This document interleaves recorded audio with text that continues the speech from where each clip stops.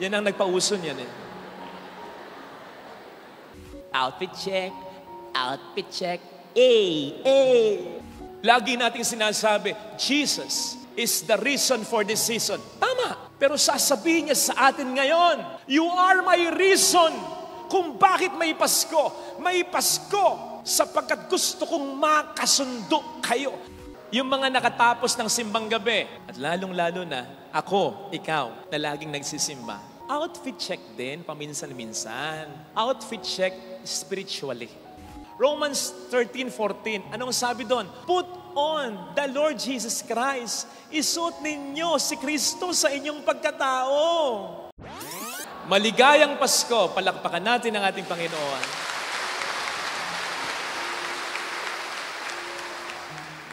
Ano nga ba ang tunay na diwa ng Pasko? Sabi natin, pag-ibig. Kaya naman, pag Pasko, maraming nagsusuot ng red. Mga Christmas decors, madalas, kulay red. Kasi ang red, tulad sa Valentine's Day, ay kulay ng pag-ibig. Ano pa? Ang Pasko raw ay panahon ng pagbibigayan. Tama yan. Kaya may bigayan ng regalo, ng aginaldo. Panahon ng pagmamahal, panahon ng pagbibigay. Again, tama yung dalawang yan. Sapagkat ang Diyos ang unang nagpakita niyan. Nasa banal na kasulatan niya.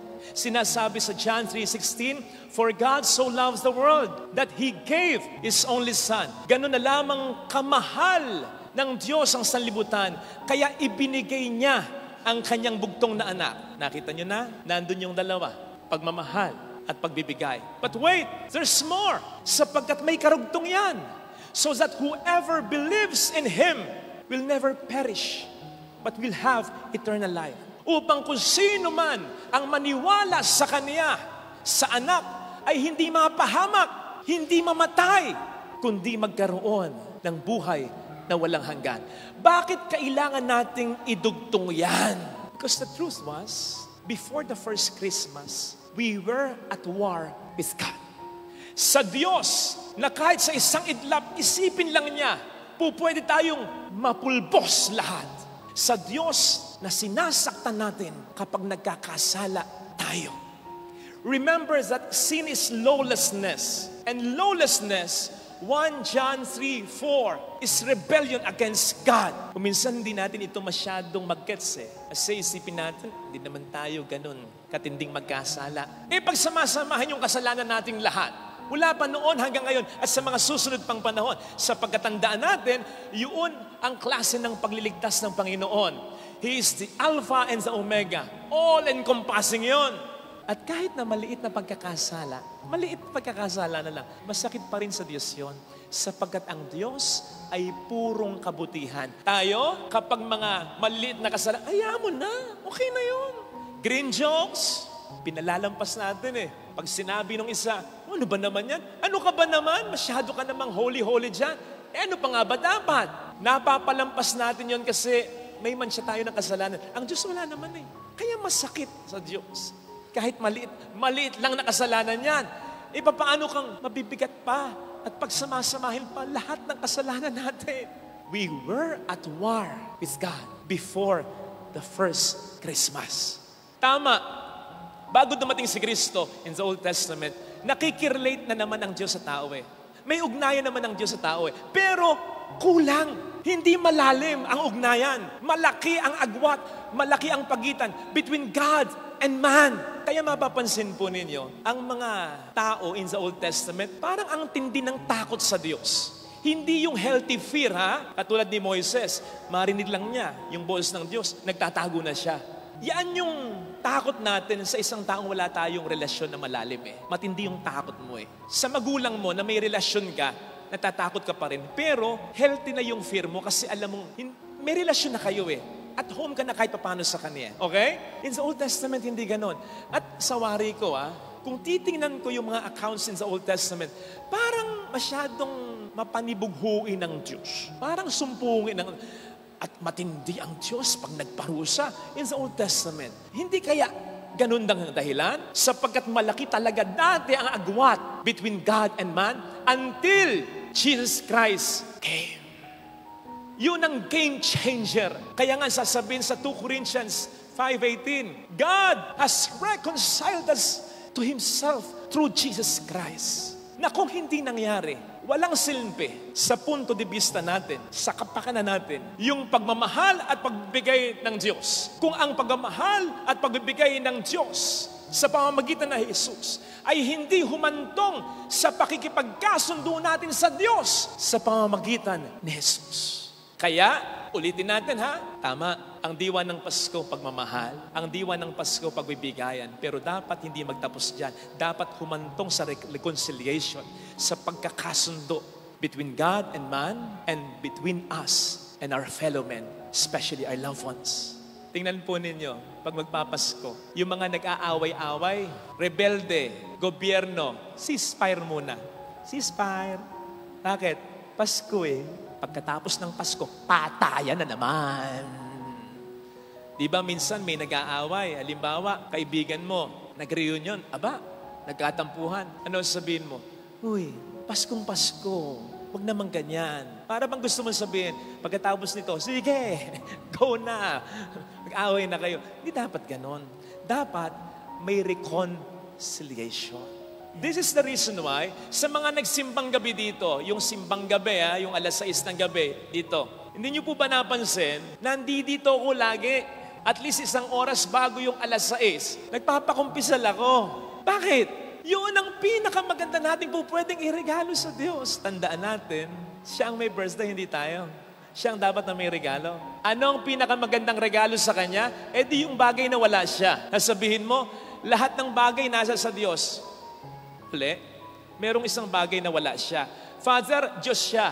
Kahit yung isang bagay na yun wala sa Kanya, isipin lang niya magkakaroon siya. Pwede, pero ito yung isang bagay na hindi niya isipin magkaroon siya. Ano? Kasalanan ng tao.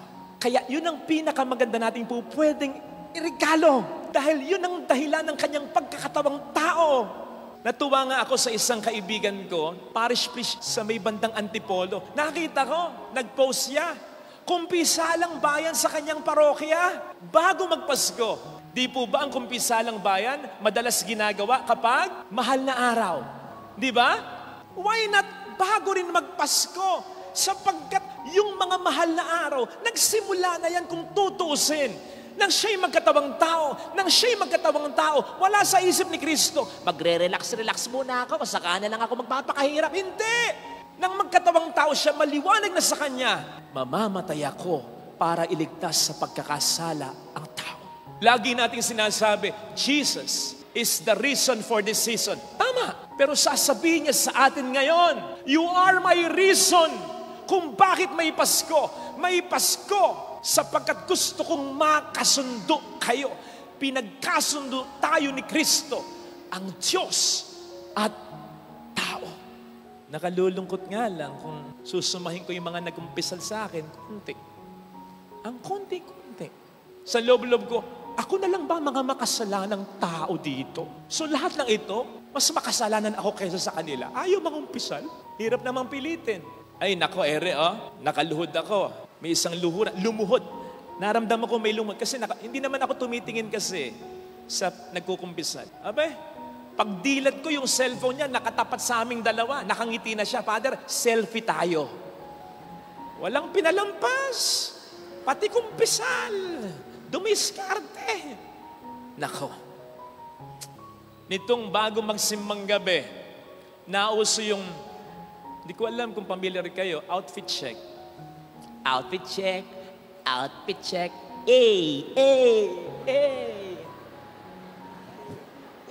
Ganon. Nay, sorry hindi nyo alam, paliwanag ko po. Yung outfit check po, yung outfit, yung isusuot nila pag simbang gabi. Ganyan ang mga kabataan eh. Nakaset yan. Ano bang isusuot ko bawat simbang gabi? Yan. Outfit check. Ganun po. Halimbawa, Nay, ganito. Yan. Outfit check yan. Yan. Outfit check po yan. Pangalawa, ayan. Outfit check po yan. Ayan, diba? Cool lang, cool. Pangatlo, outfit check po yan. Jobert, dapat may bay pack. Mga ganyang kalakaran. Ganyan po yung outfit check. Mga nanay, mga thunders, ganyan po. Bakit Father, nag-A ka pa? Tanong nyo dyan. Yan ang nagpauso niyan eh.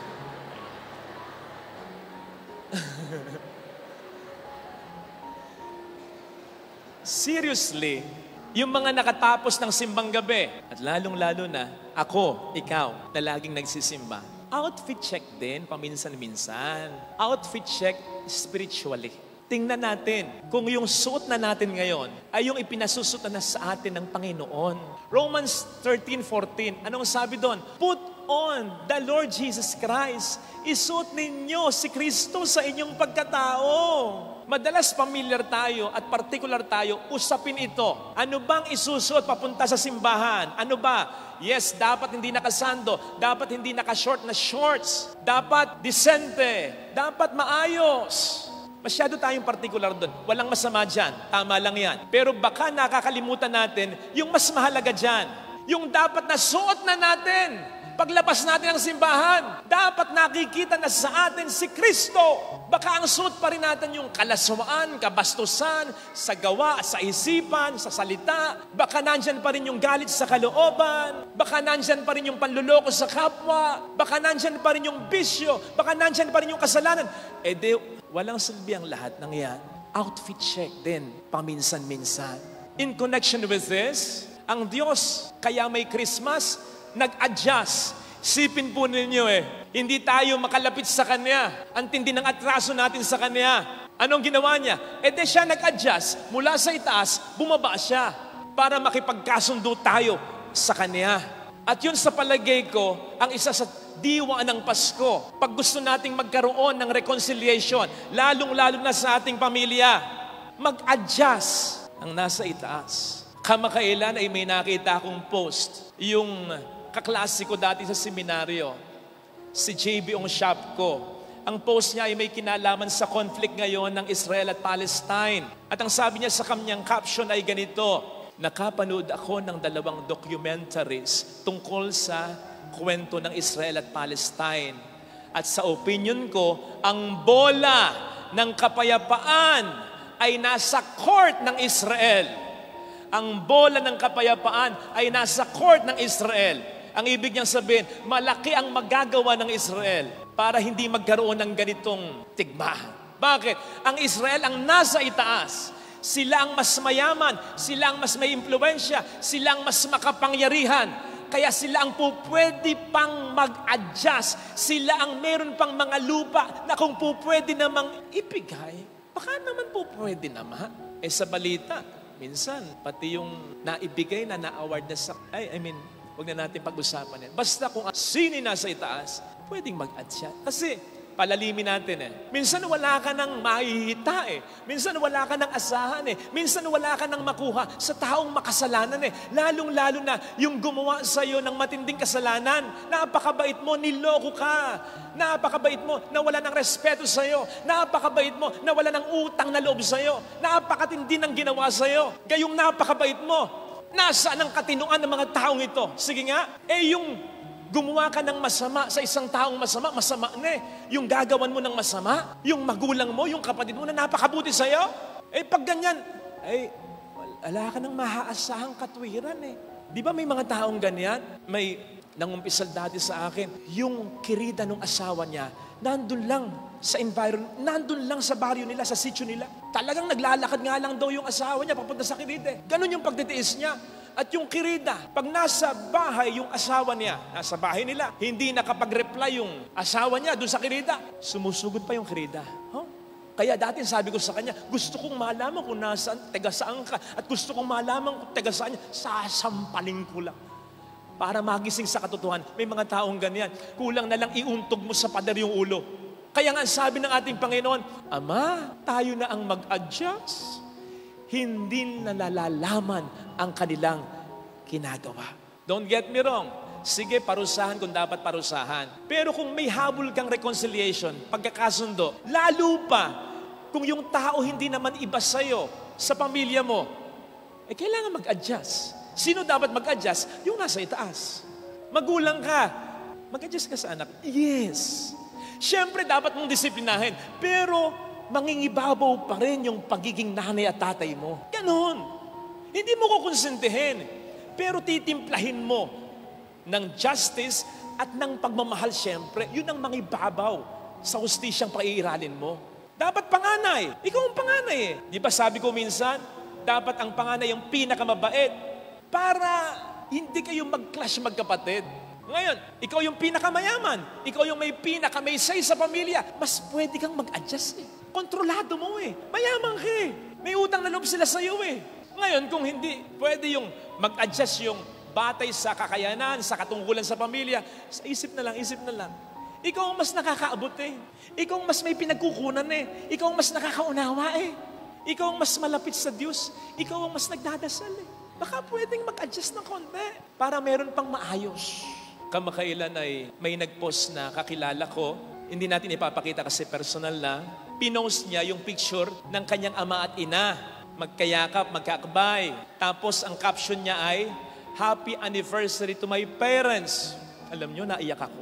Bigla ako naiyak. Hindi dahil naiinggit ako, kundi dahil yung picture, throwback, 11 years ago. Dati magkasama yung mag-asawa, ngayon hindi na. Bakit? Sumakabilang bahay yung mister. Kaya naiyak ako eh. Ni-screenshot ko, pinadala ko dun sa nanay.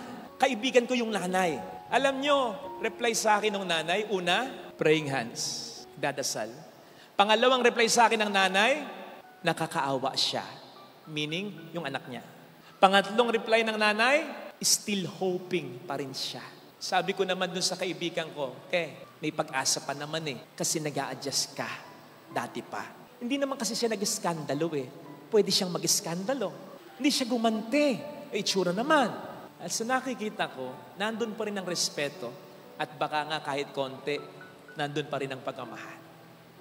Kaya sabi ko may pag-asa pa. Hindi man magkabalikan, yung maging maayos na magkaibigan, nag-a-adjust eh. May nag-a-adjust. Not to mention yung pag-a-adjust ng anak. Nakita nyo naman, binati pa niya.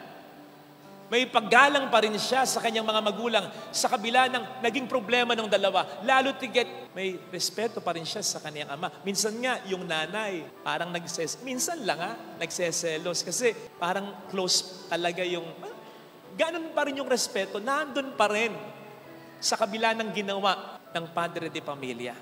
Nakakalungkot lang kung bakit sa pagkakataong ganito, ang anak ay dapat mag-adjust sa kanyang ama at ina. Ito yung nakakaiyak. Yung mga anak na pag tinanong mo, kumusta?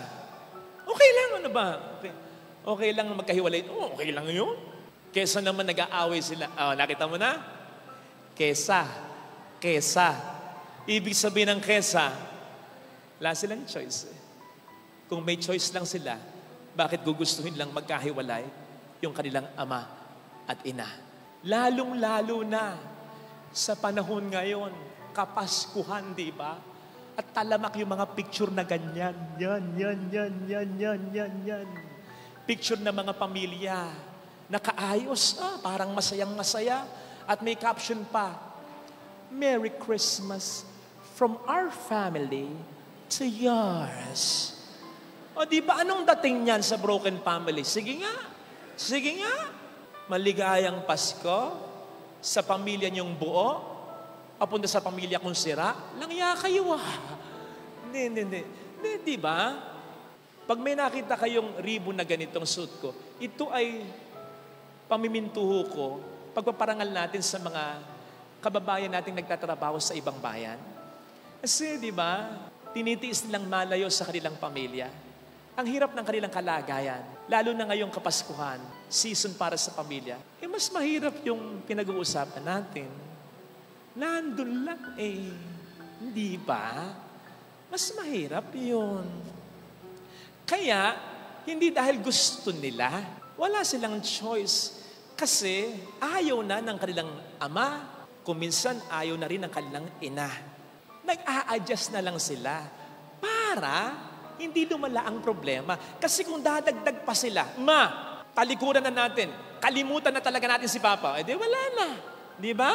Wala nang naisalba kahit konting reconciliation na lang sa pamilya. Wasak na talaga ang pamilya. Kaya nakakaiyak Nevertheless, hindi ako naiiyak dahil naaawa ako. Hindi! Nakaka-proud yung mga taong ganito. Yung kahit nasaktan, mag-a-adjust, manatili lamang kung ano pa ang pwedeng maisalba sa pamilya. Huwag lang tuluyang masira ang pamilya. Dati may nangumpisal sa akin. Grabe yung ginagawa. Yung ginawa at ginagawa sa kanya ng Mrs. Yung pwedeng gawin pala ng lalaki, kaya nyo rin palang gawin nyo. Talagang nagulat ako. Ang tindi. Totoo yung kantang dinurog talaga yung puso. Ang mas nadurog ang puso ko, Father, wala akong pinagsasabihan nito. Kilala ko kasi yung angkan Father, nagmamakaawa ako sa iyo. Kaya lang ako narito, hindi ko na kaya, wala akong mapagsabihan kaysa naman magpakamatay ako. Ayokong masira yung asawa ko sa mga anak ko. Ayokong masira yung asawa ko sa biyanan ko. Ayokong masira siya. Kaya lang hindi ko kaya. Kaya sa'yo ko lang sinasabi. Huwag mo sasabihin sa kanila. Huwag mo sasabihin sa iba. Hindi ko naman sinasabi, di ba? Hindi niyo naman kakilala. Seriously, nakakatuwa yun. Sabi ko, naiyak ako Kaya kahit pagod na ako minsan, kinakausap ko pa rin. Talagang, alam sabi ko, kung hindi mo na talaga kaya, kasi gusto na daw niyang ganito pag hindi pa rin siya hindi nagbabago Hindi pa nagbabago. Pag hindi pa rin siya nagbago, lumayo ka muna. Bigyan mo siya ng disiplina. Tingnan mo kung magbabago. Pag hindi nagbago, ikaw na bahalang magpasya. Father, magpapasko. Father, titiisin ko muna tiisin mo muna yung Pasko. Father, magdidibo yung anak ko. Malayo pa yon. Kaya mo? Tingnan ko kung kakaya. Tingnan mo. Kayo kinakausap ko, hindi siya Tingnan ninyo. Galing. Sabi ko sa kanya, ituloy-tuloy mo yan. Kung kinakailangan mo humiwalay, ganito lang ang gagawin mo. Yakapin mo lang yung mga anak mo. Yakapin mo yung biyanan mo. Sabihin mo, sorry, kailangan kong gawin ito. Wala kang pagkasabihang problema. Malalaman din naman nila yung problema. At pag nalaman nila, mas makikita nila kung gaano ka kahalaga. Yung hirap mo para manatiling buo ang pamilya. Ito yung mga taong glue ng pamilya. Napaka-importante ng mga taong ganito. One that holds our family together. Pagpasensyahan mo na. Anak, pagpasensyahan mo na. Napaka-importante nito sapagkat ito ang tunay na diwa ng Pasko. Ginlo ni Kristo ang relasyon ng Diyos sa tao. Pag may tao sa relasyon, marupok. Tayo pa kayang tao sa tao. Napaka-importante ng may glue. Napaka-importante. Tingnan mo yung halaga ng mga taong yan. Ang halaga ng tao, hindi yung mapera, hindi yung matalino, hindi yung kilala. No, ang halaga ng tao, lalong-lalo sa konteksto ng pamilya. If he or she will always hold his or her family together. Kasi yun ang pinakamagandang regalo, bukod sa regalo ni Kristo, ang kanyang sarili sa Pasko. Pamilya. Kaya sana ikagalak natin ang mga taong ganito. At kung ikaw yung tinutukoy ko, mabuhay ka. Mabuhay ka. Mabuhay ka pa sana ng matagal hanggat hindi pa ayos lalo ang inyong pamilya. Sapagkat ang buhay, pamilya, ay magiging iba na. Ang Pasko ay hindi na magiging tulad ng dati kapag nawala ka. Ikaw ang glue ng pamilya. Ito sana ang hiling nating biyaya ngayon sa ating banal na misa.